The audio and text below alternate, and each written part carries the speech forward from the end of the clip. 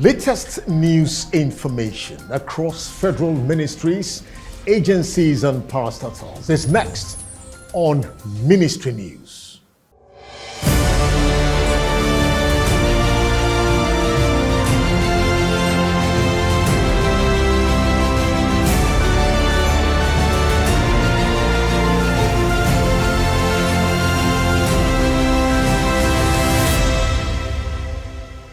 The federal government has approved the production of vaccines in commercial quantity to support routine immunization in the country. This decision was reached in this week's Federal Executive Council meeting, chaired by President Muhammadu Buhari at the council chambers of the Presidential Villa in Abuja. The Minister of Health, Dr. Osagie Ehanire, further disclosed that the federal government has entered into partnership with the largest vaccine producer in the world to set up vaccine production plants in the country. The contract manufacturing that was approved today will be done in India for biovaccine. But before the end of this year, the groundbreaking will start because they already drawn the plan, the structural plan, everything is already completed, the survey has been done, the approval has been given. And then with this partnership now, they will now begin to break the ground and start building the factory right away.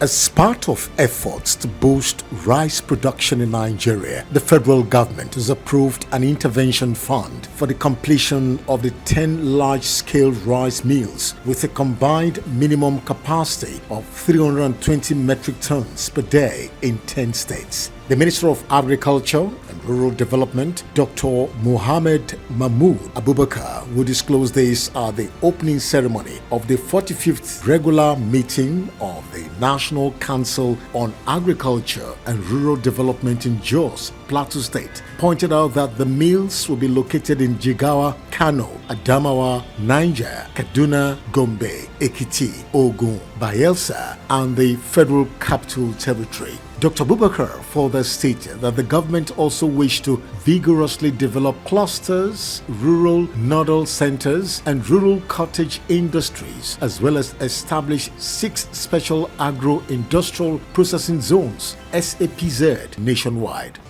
In another development from the agricultural sector, the Federal Ministry of Agriculture and Rural Development and the United States of America signed a Memorandum of Understanding (MOU) on the Agriculture Innovative Mission (AIM) for climate as response to climate change, which continues to devastate the environment and plunge millions of people across the world into starvation and other hazards. Speaking during a courtesy visit by the U.S. government, led by the U.S. Special Envoy on Climate Change, John Kerry, at the headquarters of the ministry, the Minister of Agriculture, Dr. Mohammed Abubakar, said it became imperative for the ministry to sign a letter of intent, especially now that the population of Nigeria is growing and the food security currently both a fundamental objective and expected outcome of development policies in Nigeria, as the country currently faces a challenge of nutrition requirements.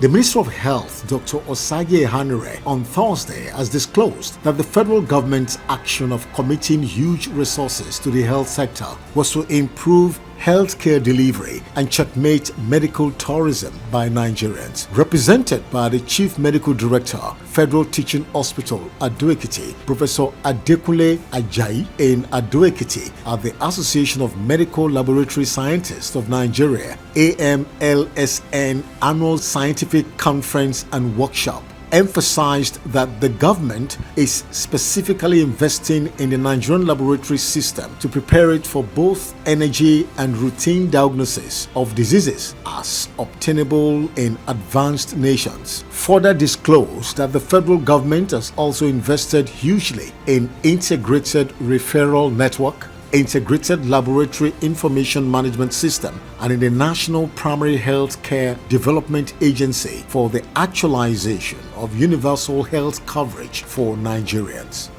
The federal government is considering the use of compressed natural gas (CNP) which the country has in abundance to reposition the transportation sector in urban centers across the country. The Minister of State for Transportation, Prince Ademola Adegoroye, stated this when he received the report on Implementation Ready Report on National Strategy Development for the adoption of compressed natural gas (CNG) based transportation system in Nigeria's urban cities on Tuesday in Abuja. Speaking further, the Minister of State, while assuring that the report will be given prompt attention, appreciated the initiative taken by his erstwhile colleague, Senator Bimshola Saraki.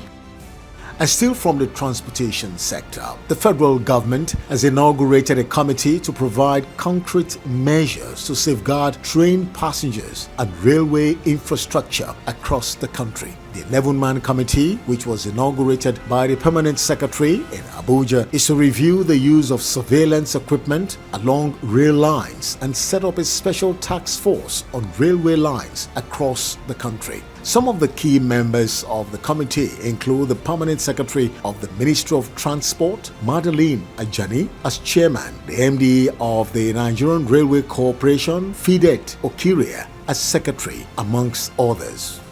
Nigeria and French Development Agency AFD on Wednesday signed a grant of €25 million for the Northern Corridor project to boost power supply in the country. Speaking at the signing of the agreement in Abuja, Mr. Clement Agba, Minister of State for Budget and National Planning, said that the project was in line with the objectives of the National Development Plan 2021 to 2025. The project is meant to strengthen a low-carbon economic growth in West Africa by improving the quality of electricity network in Nigeria and support the development of a regional electricity market under the West African Power Pool. According to the minister, the project was in line with the objectives of the National Development Plan 2021 to 2025. The AFD and indeed the French government for this intervention in our power sector, especially as it has to do with our transmission lines and substation. The federal government has ordered buyers of 2 underpriced public properties in Lagos to pay the differential of their real values as of 2001. Minister of Works and Housing Babatunde Fashola, who briefed reporters after the FEC meeting in Abuja, said the properties of 4-bedroom bungalow on Adeni Jones, Lagos, and a 5-bedroom duplex on Amadasun Street in GRA Ikoyi, Lagos, were sold for 2 million and 5 million naira. He said the government now wants the buyers to pay 18 million for the bungalow and 20 million for the properties, being the cost at which they were valued in 2001.